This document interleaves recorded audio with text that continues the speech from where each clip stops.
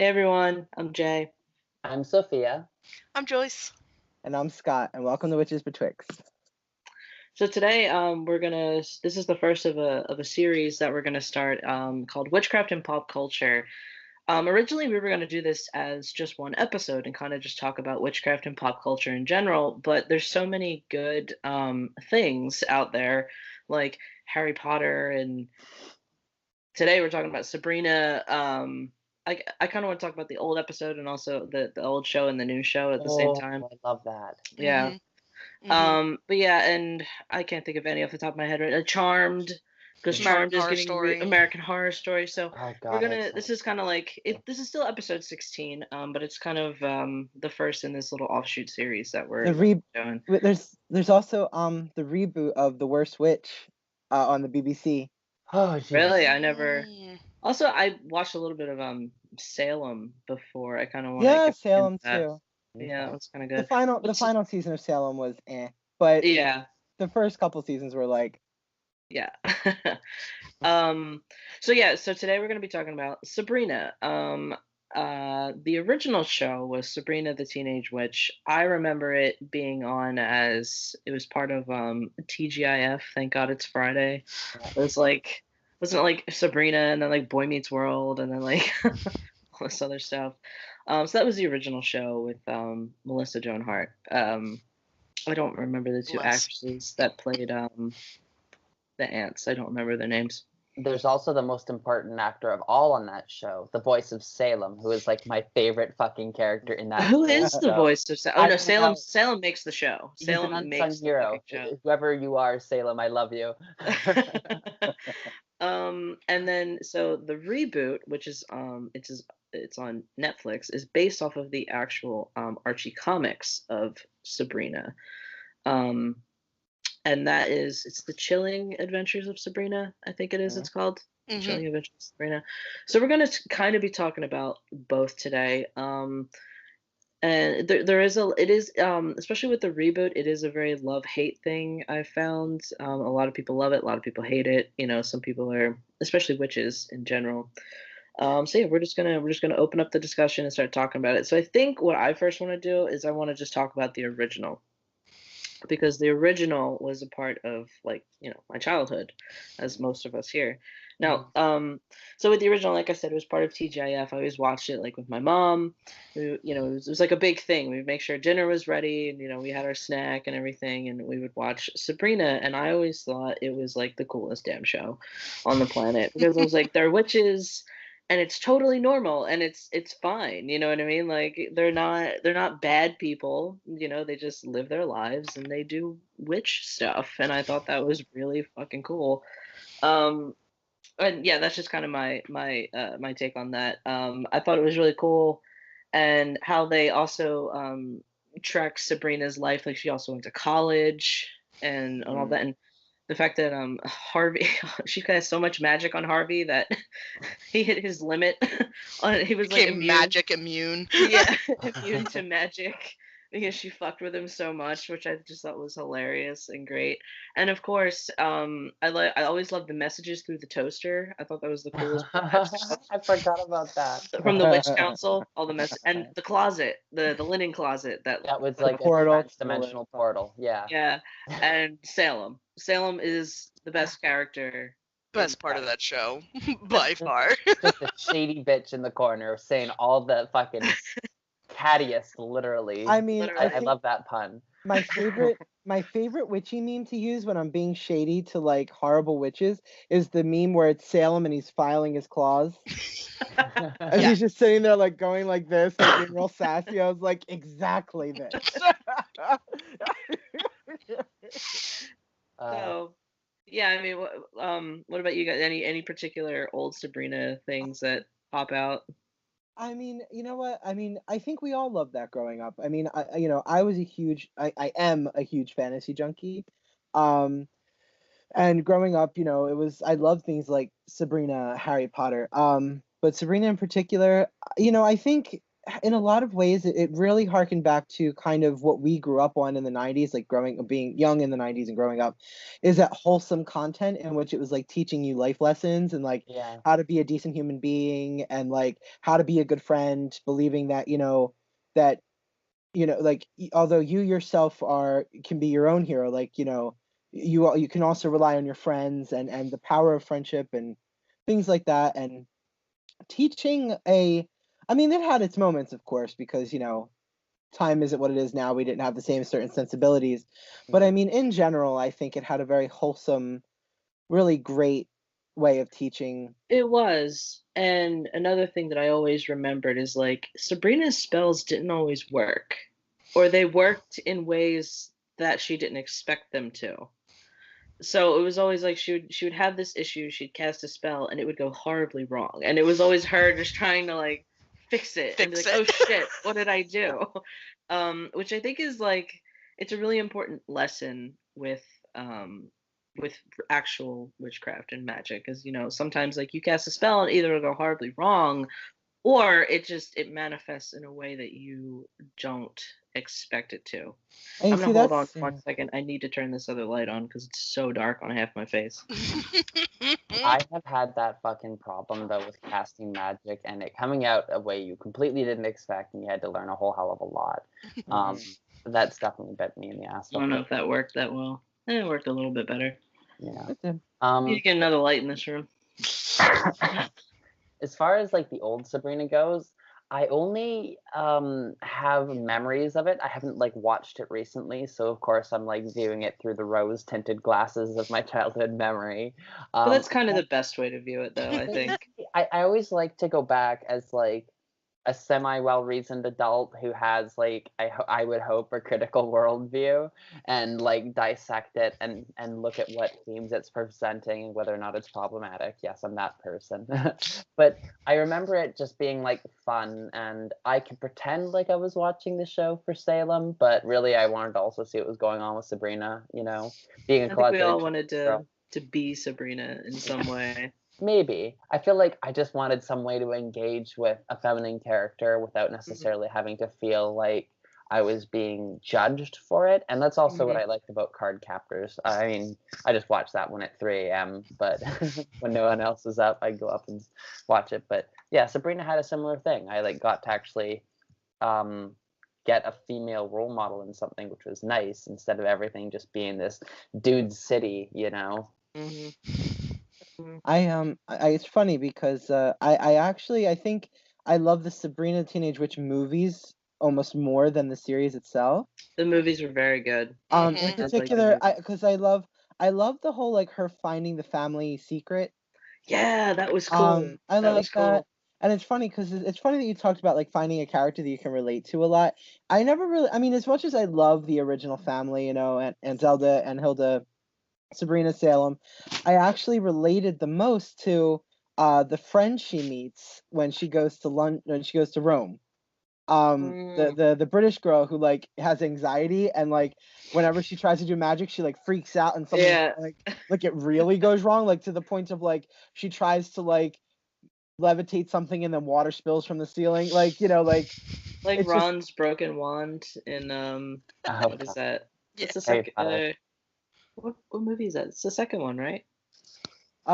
Yes. Yeah, the second one. And and I think it's funny because at the time I didn't even have my diagnosis yet, so I didn't know I had anxiety, but I knew that I was like a neurotic kid. So like when I saw this kind of neurotic witch, I was kind of like, that's what I want, I guess. Like I want to look, it's me. Representation matters. It does. Yeah. And I loved, just how quirky she was and how like how just kind of like she just kind of loved everybody and she didn't really, I don't know. I guess I just vibe with that character a lot. So the new series, the reboot. Yeah. Let's open it up. So I have some like main talking points here.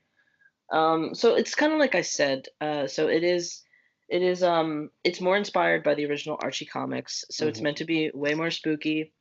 The witches do have that because if you look up historical witchcraft, especially if you look up Salem witch trials and stuff like that, witches had a pact with the devil, or Satan, the Dark Lord, whatever the hell you want to call it.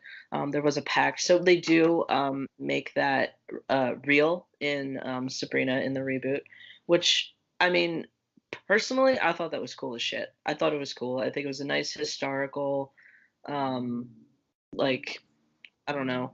I Homage. can't homage. Yeah, exactly. It was nice historical homage, and it was just good. I genuinely enjoy the reboot overall. Yeah, branching off of since we're talking about the new series and branching off of what Scott was saying of representation, I can honestly say, like, despite its like very very minor flaws, it'll probably go down as one of my favorite series of all times, just for the fact that there's actually a non-binary character in it. Susie. Like, yeah, Played like by that. a non-binary actress. Yeah, yeah, like they are. It is just. It is. I never in a million years, and even though I've only just come out recently, even like just the fact that they even would consider that, and it's just crazy to me, and the fact that they actually got a non-binary actor to play a non-binary character, like, Mhm. even though I know they technically in the show, I would like them to, like, maybe start, like, I don't know, I guess it's the character hasn't come out and said what their pronouns are or anything like that, and that's why they used she her in the show. But that was the one thing that stuck out to me. As soon as Scott said representation, I was just like, that just it. I Jay can attest because we watched the whole thing together. Like, I was just like, I'm not gonna cry. I'm not gonna cry. I'm not gonna cry. I'm not gonna. Yeah, it's very queer friendly overall, I would say. The diversity in that show is just mwah, beautiful, beautiful. I just had to put that out there. No. Thank you, great Netflix. Yeah, I agree with that. I really do. I think the representation is pretty decent as far as queer representation goes. I love the historical stuff. One of the people who writes for the show, I found his Instagram. He is a practitioner himself. Okay, cool. Practices witchcraft. He's friends with some of the big names in the community, Matt Aaron, Matthew Venus, all those guys. And you know, he actually talks about how his witchcraft, he kind of said he developed his own system of like queer witchcraft. So his witchcraft is literally specifically centered around his queerness and magic. So I don't know. I should follow him on Instagram. He didn't emphasize anything really about it, and he doesn't really talk too much about his stuff on his Instagram. He seems like a very private kind of witch, which is cool. But there's that. Plus, he also said that everyone on the writing team at least has a passive interest in the occult. At least has. Wow. So I don't know. You kind of have to write a witch show, you know? Yeah. So that I think is pretty impressive. Also, the she's on the clothing team. She does the costuming. She's also she labels herself pagan. So yeah, the show has like a lot of stuff going on as far as like actual practitioners participating in the show. Nice. Now, as far as other things that I do enjoy, well, I guess it kind of goes right back to that. Or some of the spells are actually workable in real magic. Yes. The first spell that I want to bring up, although no one else really has, but I will. Hold on, before you get into that, we didn't get Sophia's overall like kind of look on the show. Sorry. So we have 3 out of 4. We love the show. We love it. We all want to talk about it. So Sophia, how do you feel about the show overall? I've been waiting patiently because I kind of have a little bit of an oppositional view on this. So, like, I really love the whole witchcraft aesthetic. Some characters I absolutely love, Ambrose being my favorite. I love Ambrose. Yeah, he's great. Yeah, but there's also some shit that I kind of immediately have to call out. Okay. Like, it's not even the worshipping Satan thing. Like, I've seen that in so much media that I'm not even slightly upset by it. I'm like, yeah, people think witches worship the devil. This isn't news to me, you know? It comes down to, yeah, it comes down to the treatment of how they interact with the girl from the school. I can't remember her name, but she's seen as the oppositional witch to Sabrina. And what happens during the harrowing scene, where you have a woman of color hoisted up in like a pseudo lynching scene where there's no actual rope, but they're actually doing that. I was fucking shocked and upset when I saw that, and I like couldn't believe how they actually greenlit that scene. And I don't know, I got a lot of mixed feelings about it after that, you know, because that to me is not okay. And I read some other people's takedowns of it online, and that part upset them a lot. Like other than that, like I don't know, I think it's important to watch media that you like with a critical eye, you know? Like, it doesn't mean that you can't enjoy something if it's got problematic themes in it, but you also need to be really aware of what is going on with something like that. And I'm sure that scene was upsetting to a lot of people. They could have done anything but that, and they chose to do it. And I don't know. I think it was a very poor decision, and it probably hurt a lot of people, and just shows how far we still have to go as a society before we realize whether or not something is appropriate content before just plastering it. I don't know. Yeah. I was gonna say, I was just gonna kind of come in with an overall. This show is rated teen, isn't it? On Netflix's rating. Fucking should be rated R. They're Or eating TV kids. 14, I think it is, right? They talk about eating kids, and they like have a cannibalism scene where they rip somebody open and just feast on their meaty bits. Well, you see the scene where she comes up with the shovel when when Zelda kills Hilda, and like the blood just. Yeah, this should be fucking rated TV mature. Yeah, and they had had an orgy scene. They had an orgy scene. Oh, and the scissors in the neck. That was pretty graphic. Mm-hmm. Remember when in the very first episode with the scissors, and they did the next season might be a little bit more rated because they said it's going to be more gory. Well, they need to. I mean, I'm usually not the type of person that is that goes the conservative route for things, but I wasn't really jarred by anything. I was like, oh, that's cool. Like I like weird, gross shit, so like whatever. I do agree that the harrowing, the lynching thing, not cool. Very much not cool. But I am surprised at the TV 14 rating. I'm amazed by it I think I mentioned that like 20 times while we were watching it. I'm like, this can't be PG-13. This can't be PG-13. Like there is just like I get it, it's Netflix, so it's kind of like a premium service because you pay to view what they put out. But I was just like, I have a 13-year-old brother. I would not want him watching the show. Like, and I'm not trying to be like an overbearing or like conservative or protective, but there is just stuff in that show that my 13-year-old brother should not be watching. Can I say the scene where they slit that girl's throat? Were that in a video game? That is an automatic M rating, TV 17 plus. Like, there's no negotiation of that. Like, Destiny is an M rated game, and it's just because aliens' heads disappear when you shoot them, and they go. And Destiny's rated M. Yeah. Wow, I had no idea. They don't even say the fuck word in that, you know? Is there even blood in that game? Fallen blood, and I think your blood as well if you get shot a lot and look down, which people often don't, but... Huh. Yeah. That surprises me. That derailing. Really yeah. Yeah, so I mean, I think overall, I do not agree with the teenage rating of the show. It is a mature show, which is really interesting. So the acting in the show is not that great. I just kind of want to point that out. Like the acting is it's very campy. I didn't like in the beginning when Sabrina was just doing all these spells. She's like, I'm just gonna resurrect someone from the dead. I'm just gonna do this, you know. And also, like, if you haven't watched it by now, I'm not doing spoiler alert. Like, watch the fucking show. I was just about to say, I was like, we didn't put any spoiler. We should just put it in the title. Yeah, spoiler warnings. Like, we're gonna talk about the show. So if you haven't watched it yet, get on that. And if you haven't watched it yet, sorry for fucking you over. Yeah, sorry.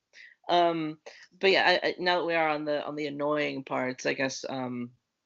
Yeah, so it was the rating and the acting is not good. The acting is very campy. which does not really jive with the graphic nature of some of the shit that they put on the show.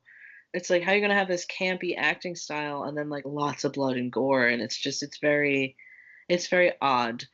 Um, I just thought that was weird. It, that feels 1990s actually to have something Right. very gory and campy. It feels almost a Like deliberate. Buffy. Yeah, I feel like that's a deliberate choice. Yeah. Okay. That's how I took that as well. hmm I agree with you, Sophia. I guess it threw me off. I was expecting something different. I guess Yeah.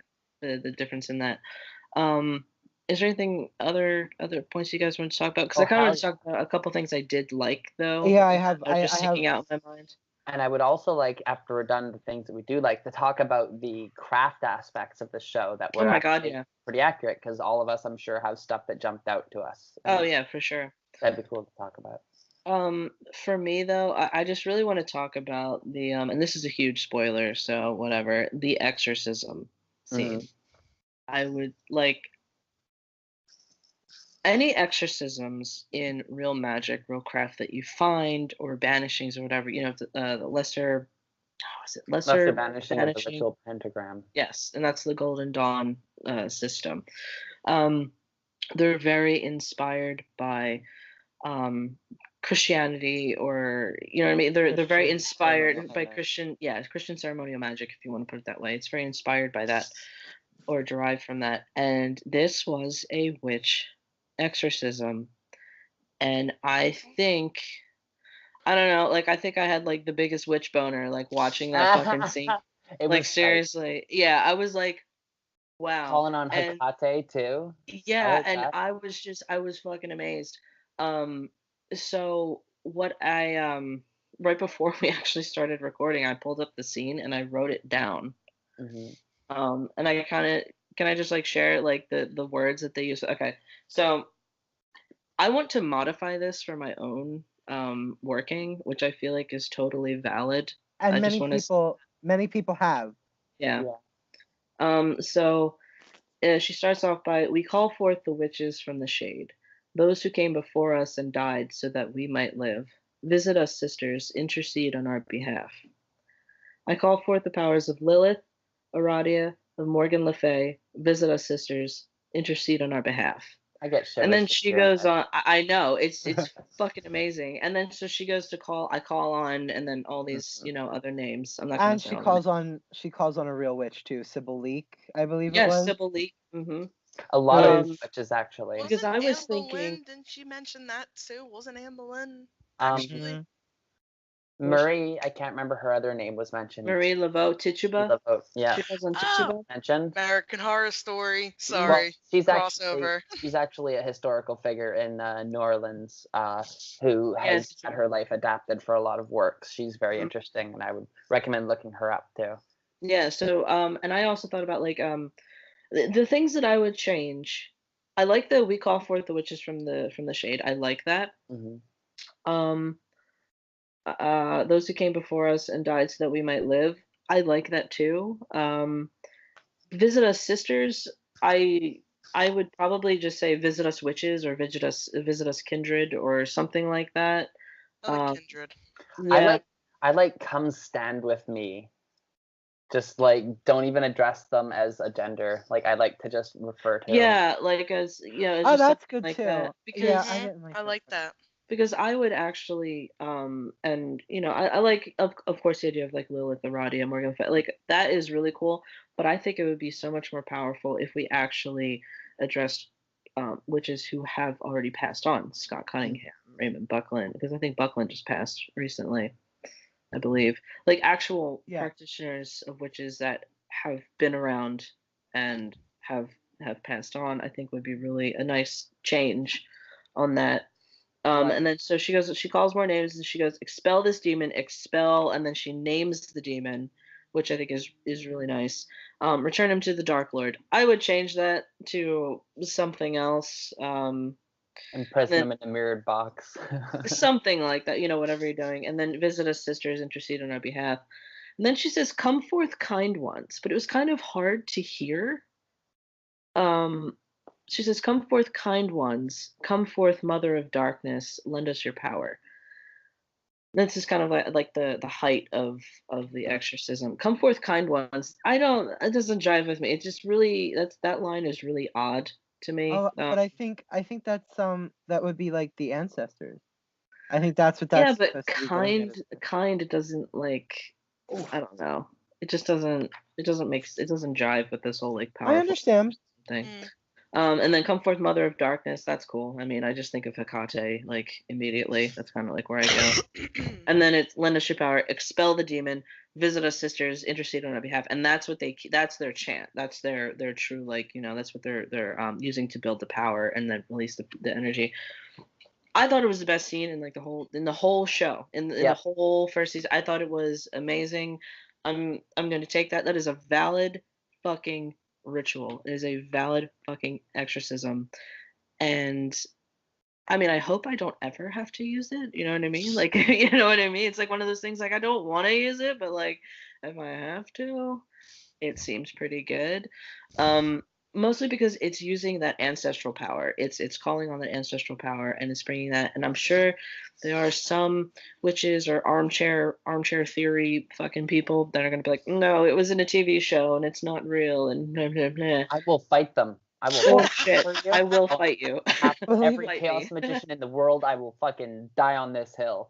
Believe it or not, even hardcore, like even people in my community with like the tradcraft, like Yeah. the douchey, like some of the douchiest tradcrafters, like the most like Are we like, only wow, read that was good. historical texts. We're like, we're writing this in our grimoires Yeah. now. Yes. Just like I said, like the familiar conjuring one. Yes. That one, I think that was incredible. I think the idea of teaching people to kind of reconnect back with nature, to go out and seek a familiar if you are not born with one, I think that is absolutely outstanding. And the simplicity of it, the bell, the conjuring bell, um, and just you, a bell and you, and I think that's Yes. A lot If of I the can, spells. Yeah, sure. sorry. Go ahead.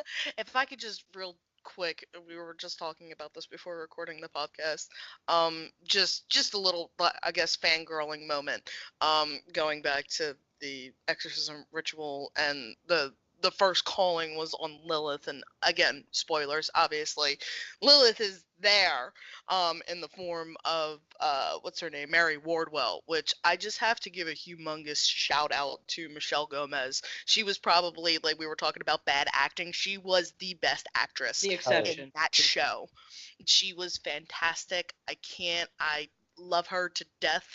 If you haven't seen her in Doctor Who, you need to, because she's amazing. She is And deliciously evil, yeah. she is just I love her. She's probably my favorite Honestly, character in the whole now show. Like, when I I just think love of her to death Lilith, next to Susie.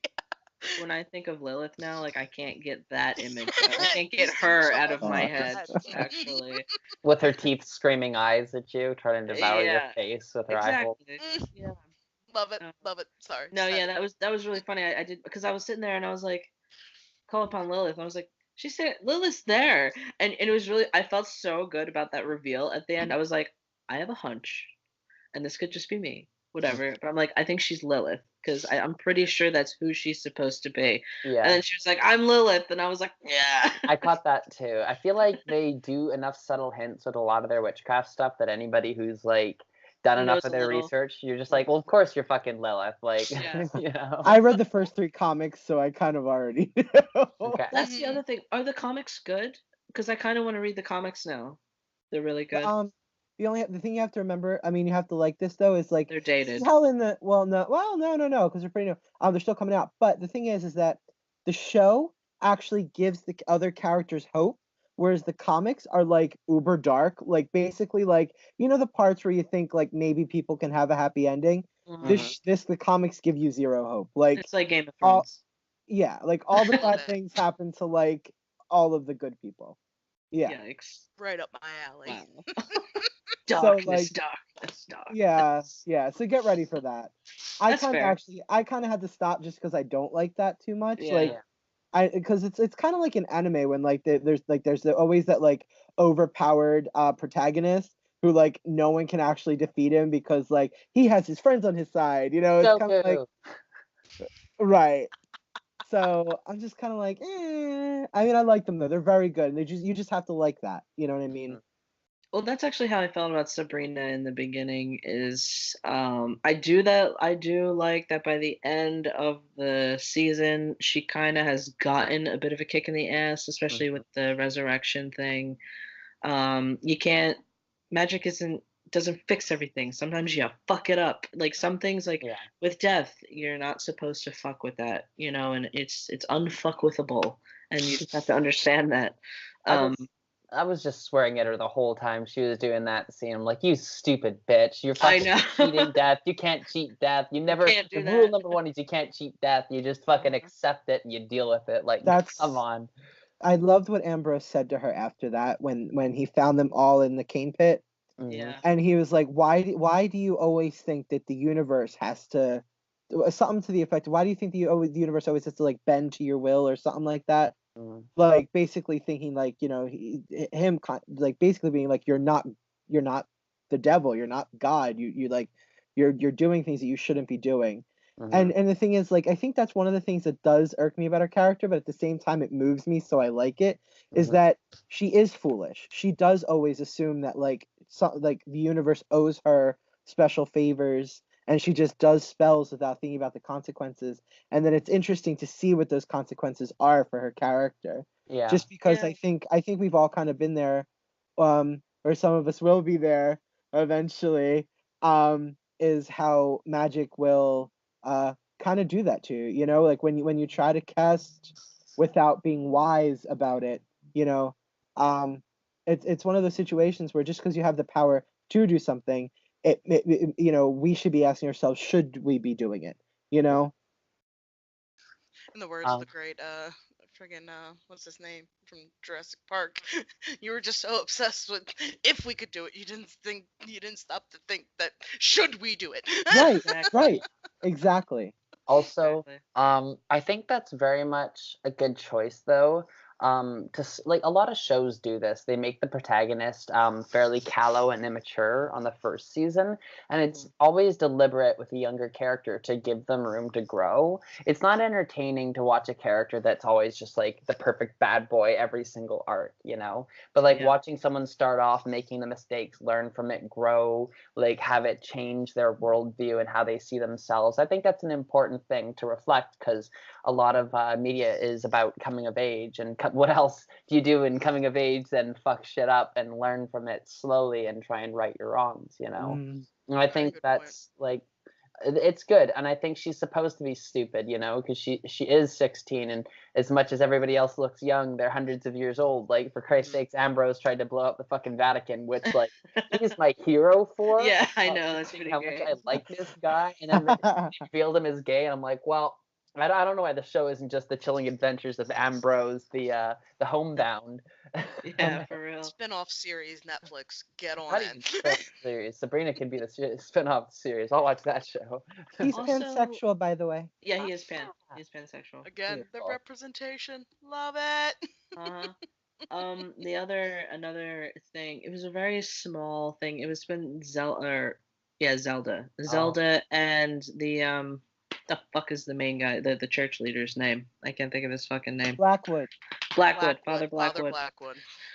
When him and Zelda have like a little fling going on. Oh my god. The fuck, the BDSM part of it, with the flogging, and I was like, I have that flogger in the closet. That's for our later sex magic episode. Stay tuned. Stay tuned. Covered. We'll talk about that in a future episode. Witches Betwixt After Dark. It really is happening though, guys. Like, it is gonna happen. I'll be in latex for it. Don't watch it if your parents are gonna walk in the room, because that's awkward. Because every time you watch something mildly inappropriate, that's when your parents walk in the room. Or like when you're watching a movie, and as soon as the sex scene comes on, it's like, God damn it.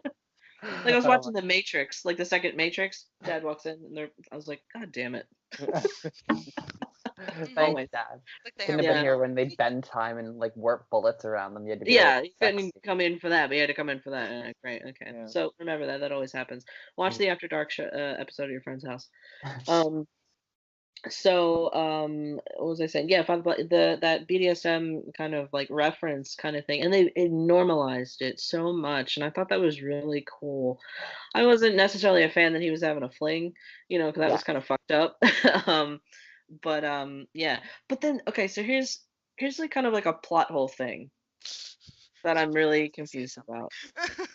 What? Sophia wants to say Oh, something. Go I ahead. can tell Okay, she's like okay. bouncing I up just and wanted down. to say also, it was really great as a polyamorous woman to like see the scene where he's like, "Oh, I just wish everyone was still polyamorous like the old days." yeah, that's Hey, right. nice. I'm not the only one in the world. Yeah. So Yeah, he was like everyone was like poly and kinky or like something like that. Like everyone just like kind of you did still are. whatever. You're just in the wrong coven there, bud. You picked the wrong one. Y'all are stale and boring now. You're like Christian Satanists. I don't know. Which is intentional. That the writers did say they wrote them that way on Dark purpose. Baptist. Yeah, yeah. I mean, because there are other witch covens, right? Mhm. Yeah. But yeah, so kind of like a plot hole thing. Okay, so this is kind of like a gender thing, I guess. So with the witches, so is everyone a witch, or are the men warlocks? I I think thought they kind said of they were flip. warlocks. I thought they just called the dudes warlocks and the ladies witches, and that was the day. I think they use the terms interchangeably because I've heard them use like they've used like sorcerer, they've used like Mhm. different words for like I think they do. I just think they're just using words that mean someone who works magic. Okay. And I Now, think in Yeah. general the women are witches, but the men kind of get witch, sorcerer, warlock. I just think they don't. second thing is that it seems that um, when they work with witches or the ancestors or whatever, they talk about witches of the past, witches of their history. They're all women, and they're all very powerful women. They're powerful witches, and they're all female. Mhm. Why is the leader of the coven a man? Maybe you're digging into secrets that they're going to reveal soon, and it turns out that that's what her dad was onto, and he was trying to uncover the truth, and then that's why he was killed by Blackthorn or whatever his name is, and yeah, Maybe. or you're just And then onto a huge plot hole and it sucks. yeah, and when Father Blackwood has twins, or his wife gives birth to twins, and one's a boy, one's a girl, and Zelda's, oh no, you got to take the girl because he'll kill her. Basically, is kind of what they insinuate, that he's going to Mhm. kill her, and I'm like, and he also has that little posse of those guys at the school. He has like those group of men like, we're going to take over we're going to make Satanist great again, or whatever the fuck it Oh is, my God. make the Dark Lord great again, or whatever the fuck he's getting at. And it's puzzling. I don't get it. I don't understand. If I can give my idea about this, Yeah. well, I think it kind of goes all the way back to Sabrina's parents. I'm pretty sure it was more like a coup. As far as like, because Sabrina's father was the high priest, Mhm. and they died supposedly in a plane accident, which we know is bullshit. Yeah. We just don't know exactly what happened. Mhm. But we do know that, like I just said, they wrote this Father Blackwood to kind of be like a dark Baptist, as Sophia said. So like they're supposed to be like staunch Satanist, and almost like conservative, Conservative Satanists. right. Oh my And God. the thing is that we know that they're incredibly sexist, right? Mhm. Yeah. We have like the vices, like the cheating and um the kind of the abuse, the blatant, blatant abuse. Um and I think it kind of is playing off of one. I think it's like it's supposed to be feminist, I guess. Um, and two, I think it has something to do with the murder, so sexism and the murder of like Sabrina's parents, because we do know that Sabrina is supposed to rise to Greatness or something. Mhm. if I remember correctly, the idea is that she's going to take Lilith's Well, place, yeah. you know, or it is that she's actually going to take the throne next to the Yeah. Dark Lord. And then I think that, which is, in my opinion, is what's going to happen with Miss Wardwell, is that she's going to turn against the Dark Lord and start fighting Sabrina directly just because she doesn't want Sabrina taking her place. Those are my predictions anyway, but I think that that's where it's kind of going. But that really goes into the cattiness of women, like the cattiness of women. Is that what you were gonna say, Sophia? I was actually going to say, I predict something different happening. I see at first that Lilith is going to see Sabrina as a threat, and that makes sense. However, I think what she will do is she'll turn on the Dark Lord because she knows that Sabrina is a threat to him. Out of everybody who ever turned down signing the Dark Book, she was the only one, and she's the only one who's a half mortal. And it was prophesized with her birth, and they had that like picture of her with the twin who had the satyr hooves. So there's obviously more shit going on than we're being told about her. And then with Father Blackwood having twins as well, there's a greater narrative plot that I see kind of being woven about women rising up against the roles that they have been forced in life, because that's what Sabrina has. It's the most reoccurring theme that I really did like. I like how even if it's wrong to everybody else, she stands up for what she wants in her life. She fights for love. She fights for her friends. She doesn't listen to anybody telling her that she has to live in their world. She chooses her own mixture of the two and finds her own place betwixt the opposites. Yeah, so I can really dig that a lot, and I think it would be absolutely out of place with the narrative that they're weaving to have the two turn against each other. In fact, I think that Lilith will probably end up working with Sabrina, and they're going to take down the Dark Lord, who is actually Baphomet. But let's not get into that later.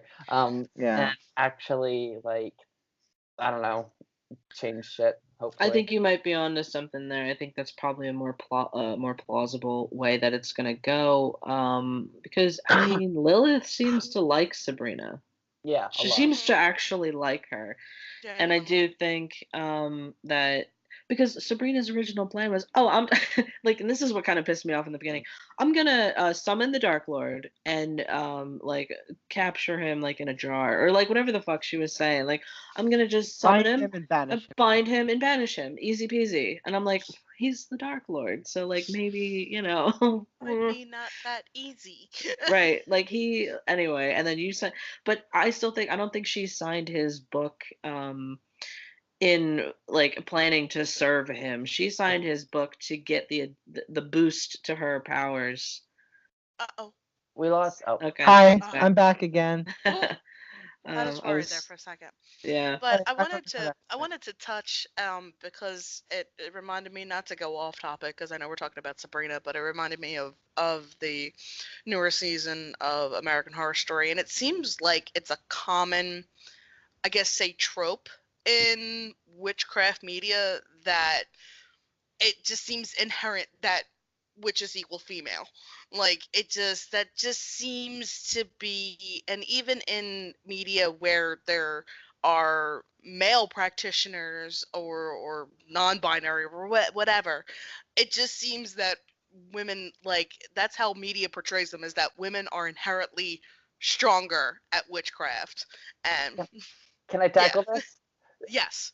So I think what it really comes down to is the fact that it's a subversion of power. Normally, society is very patriarchal and men are always the big, strong guys. So having a woman utilize dark powers to usurp a man, there are so many layers of power negotiation going on there that it very much becomes a pleasing narrative to tell, both from women who are disenfranchised and want to be able to have agency in their world, and also to men looking at, ooh, look at this woman, she's all dark and has this mysterious power. It's a trope that's pleasing to multiple audiences, and it's not necessarily that women are the greater power of the two. That doesn't make sense to me. I think it's more so just that, like, it's the sacred otherness, like we've talked about, and the fact that women being seen as powerful is a subversion of a normal societal trope. It then becomes a plot device and becomes fantastic, kind of like trans women, were sensationalized. Oh yeah, no, I agree 100%. Like it's purposely portrayed like that because to garner that support, and it's all for the views. That's what it all comes down to when we're talking about media. It comes down to, it's an industry. It's what is going to get us the most people watching our stuff and make us the most money. The Obviously problem, not all media is like that, but in the cases of Netflix and mainstream and stuff like that, that's what it's about, and that's what garner interest and stuff like that. So I just wanted to comment. That's just what it seems like, because they do reference female witches and female empowerment and everything like that. I think that's just kind of playing up to that thing. Not saying like it's a bad thing at all, but that's just seems the route that they're going.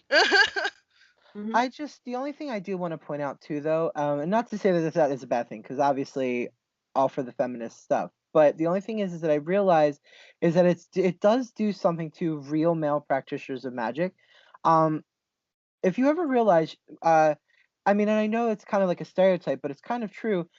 When it comes to like systems of magic like that I practice, the more like the cunning magic, the kind of like, let me put a sieve on a door to keep out evil, that kind of folk sympathetic magic.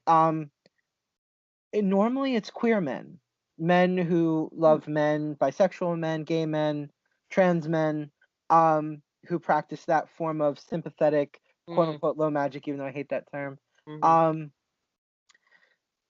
However, on the flip side, straight men that get into the craft, even my friend, I have a friend, his name is Richie. He's a ceremonial magician and an expert in like grimoire tradition. He loves studying the old grimoires and like, doing all that fun stuff. But they get into this like and it's nothing against him. I really hope he would never take offense to this, but it's still kind of like that sense of their need for control.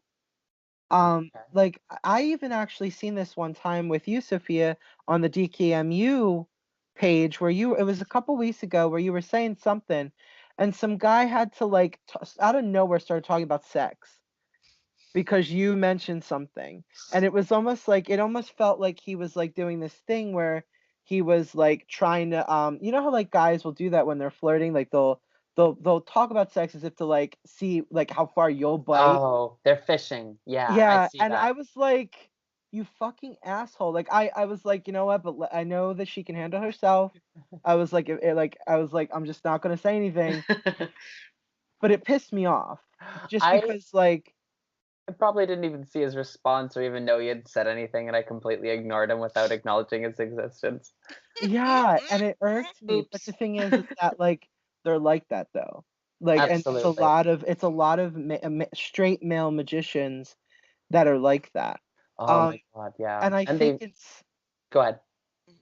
no, I'm sorry. I was just gonna say, and I think that it's this and I'm not saying that it's intentional because, like I said, I love the feminist parts of witchcraft, but I think it's unfortunately due to other reasons, it's also scaring straight men from getting into a more subtle, more organic form of magic. That's a horrible word, but Yeah, yeah, I know what you mean. Can I respond to that? Because I have a good observation on it. Uh-huh. So I notice in a lot of ceremonial magic traditions, often the male practitioners are the ones who write the books, have their names recorded, and get it passed down. And then in a lot of tradcraft, such as Wicca, it's the opposite. I don't know whether or not that's like a disconnect in magical practice as a whole, but I've noticed that that is like one of the dichotomies, as the Hermeticism is seen as very masculine, and witchcraft is seen as very feminine. Once again, it also comes down to the idea of high magic and low magic, which is why I don't like it, is because the women practice low magic and the men practice high magic. The difference between those two things is high magic is like lofty aims of wizardry in which you aim to commune with the gods and summon the high archangel the archangels and the seraphim and like and command demonic forces, and like low magic is like, oh, let me make you a love potion, let me whatever. And of course that's also it is an injustice to systems of tradcraft, just because in tradcraft we have the idea of hedge crossing, in which we commune with spirits on the other side, instead of this need to like conjure them forth with like 5 braziers of conjuration incense and an intricately drawn, whatever. Instead, it's like, let me draw a circle and travel to the spirit and talk to them in their plane. Um, it's kind of like all magic can take you as high as you want it to.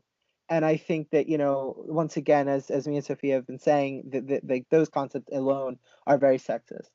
It's funny that you got into low magic and high magic and that kind of discussion of saying that high magic is more masculine, because I don't know why, but right now I have found myself like digging deep back into, like, I don't know, the OG kind of fucking occult texts. Like, I picked up the Necronomicon, and like I said, like whether people believe in it or not, I wanted to read it.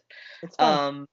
I picked that up. I actually ordered. I found it really cheap online. The Pictorial Key to the Tarot, written by Waite, like his guide to the Rider-Waite deck that he actually wrote himself. So I picked that up, and I'm kind of like interested in maybe getting my hands on some Crowley texts. I don't know why I want to do this, but I'm kind of just rolling with it. I don't necessarily think it's because I'm some ceremonial magic bro overnight, but it's also like something I never dug into before. If you're We should interested talk in it, about go that. for it.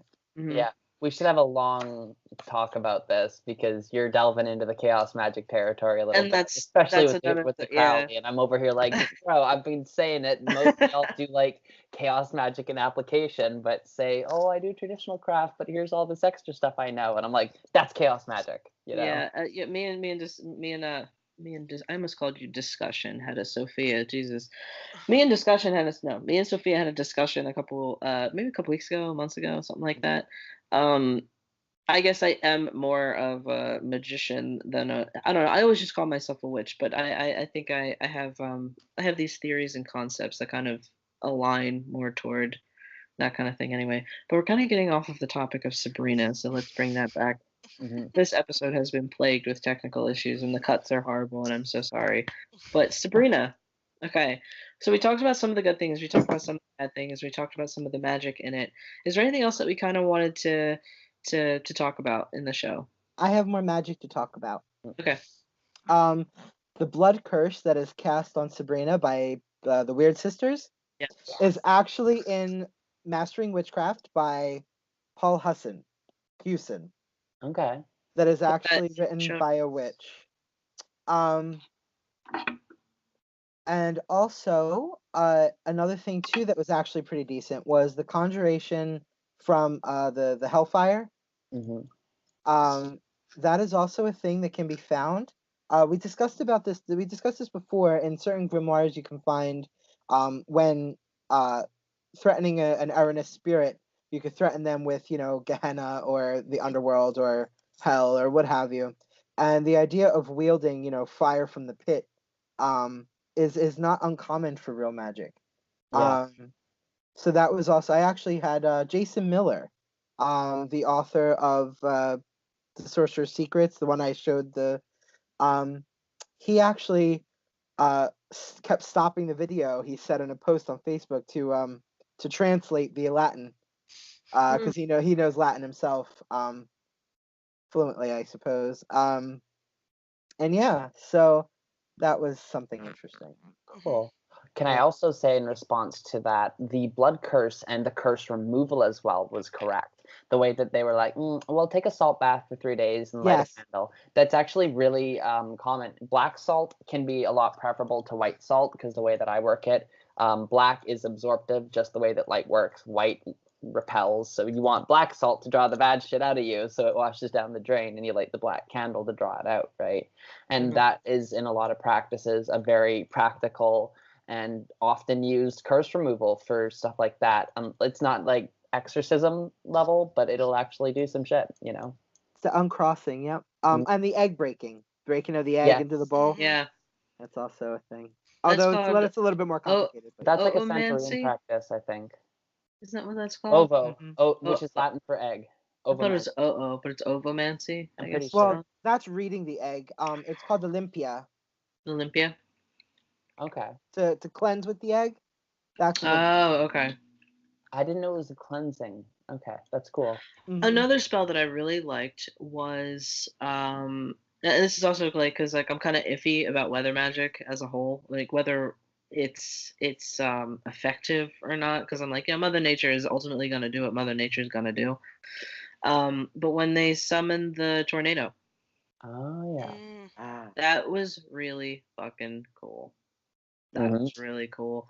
I don't know much about weather magic, but I would imagine that's kind of how it's done. And not to summon a tornado or anything, but maybe to keep the rain away or whatever the case is. When they were Trying to keep the tornado. trying to protect the Protect the town. school. Yeah. Yeah. That was I was just like, okay. And All it's right, really, I I see you. thought that was so cool that they were like, well, we have to summon a tornado to protect everyone. And I was like, excuse me. Yeah. How do we feel about Harvey and the witch hunter angle? How do we feel about that? Not good. For obvious reasons. I mean, yeah. Yeah. Honestly, Harvey was so in the background of the show, in my opinion, with everything going on with Yeah. Sabrina first season. It seems like they're just using that to set up for something in a later season. I didn't have too much emotional attachment to it one way or another, though it fucking sucked what happened to his brother, that's for sure. Yeah, it was horrible. And so I completely understand with him being like, don't do any magic with me. Like, I don't want your magic. You know what I mean? I get that. I understand that. Which is it's really funny too that like a good friend of mine, Kimberly, she actually felt that like she actually said to me when we were me and Darren recently went to a wedding with her when she was in town, and she was like, I almost feel like it should have been called The Chilling Adventures of Harvey Kinkle. She felt like it was too focused on Harvey. Really? Mm-hmm. I don't know. I just felt like he was kind of this like I don't know. It's kind of like what Lilith was saying, how like Harvey was Sabrina's link to the mortal world. But what I found odd, so like all of a sudden, she finally signs her name to get these boosted powers. She conjures the hellfire. She saves the town. Great. And all of a sudden, she's like some badass witch. Yeah, that didn't sit right with me either. Like all of a sudden Like, it she's was... like, okay, bye, and then she's like making eyes at the other dude at the school, and like, obviously they're gonna fuck, That was like 90s. That was 90s camp deliberately done. Actually, that's 100% what they were doing there. I know it seems absurd, but that's a take on what they used to do all the time. Where it's like, look at me, I got the powers. Let's do the shoot of walking through the hallway where the fan blows in my hair and my hair goes up and the lighting hits me perfectly. You know. I mean, it was fabulous. It was a fabulous scene, but it was very odd for like her character development. It didn't develop. Her character just flipped. It shouldn't have been a montage. That's why.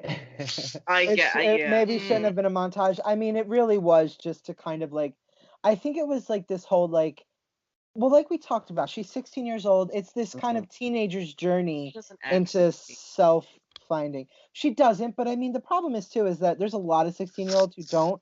But like realistically, I didn't act 16 when I was 16, but at the same time, I did. You know what I mean? Like even the mature teenagers are still teenagers. You know, like there's a reason also raised by witches that are a century and a half plus years old, so that might have something to do with it too. Honestly, though, every time I look at her and they're like, she's 16, and I'm like, bullshit, she's 28 and she's just dressed like she's 16. I know how acting works. Come on. How old is that actress? I'm gonna guess 26 as my real. She's young, actually. No. I think she's actually not that old, if I remember she's, correctly. 21, I think. Really? Okay. Mm-hmm. Yeah, she was born in 99, so she's 9. I'm gay and bad at math. She's 20 years. She's 20. She's 19. She's 19. Oh, okay. She's 19. So yeah, she's young. Yeah, she's young. Cool. Also, quick shout out to the casting director on that for the Christmas episode when they found the little girl Sabrina. Holy crap, like you just like look at that actress and look at Kiernan Shipka, I think her name is, and it was just like, damn, they did good. So again, props, major props. The Christmas episode. Yule is the time when the veil between the living and the dead is the thinnest? Question mark? Accurate, Samhain. actually Really? accurate. Really? that is Because I the was case. curious about that. I was actually reading Corinne Boyer. She is a very powerful green witch and knows more about. She knows her She's shit. like, oh my, about green magic. Oh my Yeah. god. She actually said that although people feel like Samhain would be the appropriate time for divination, she said probably an even more potent time would be the time of the Yule. And it was interesting because I ended up doing a lot of research on this. Apparently, that would actually be very accurate. There was a lot more going on during the time of Yule and during Yule and the end of the Epiphany.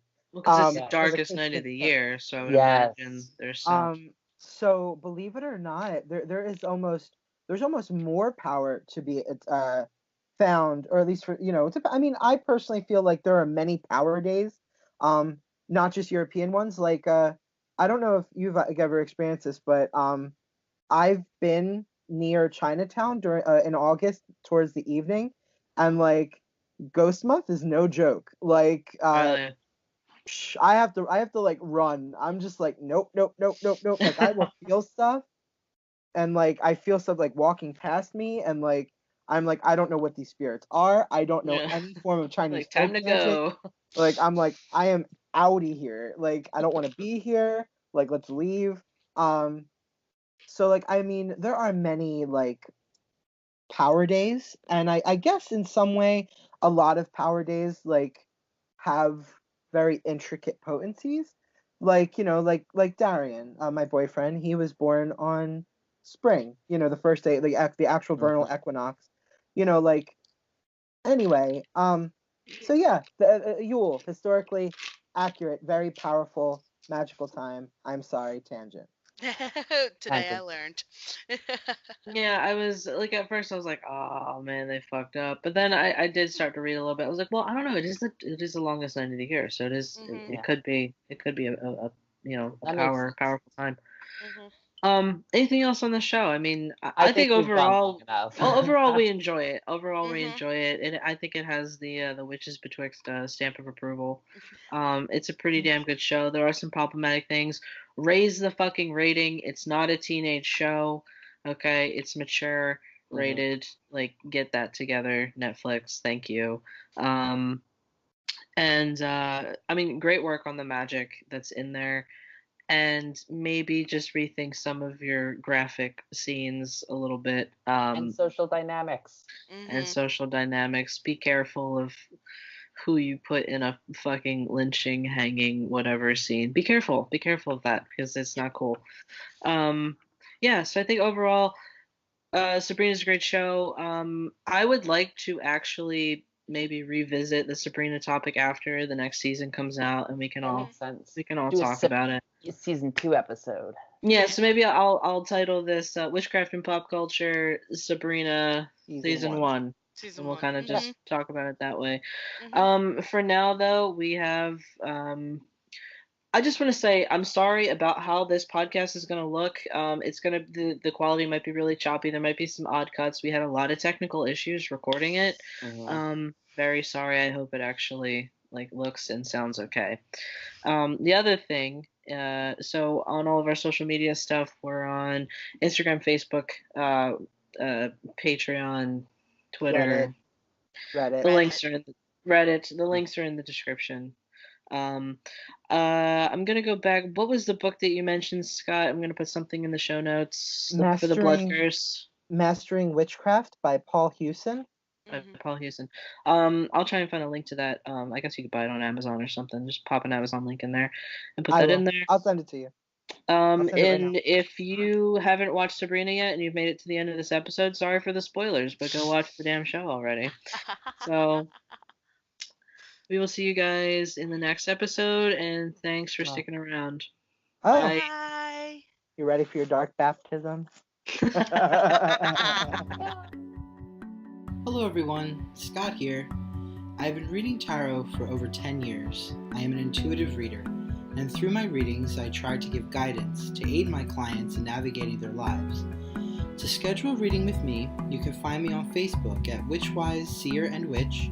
You can also find me over on Instagram and Tumblr with the handle WytchWyse, spelled WYTCHWYSE. You can find links to all of my social media in the show notes. I hope to hear from you.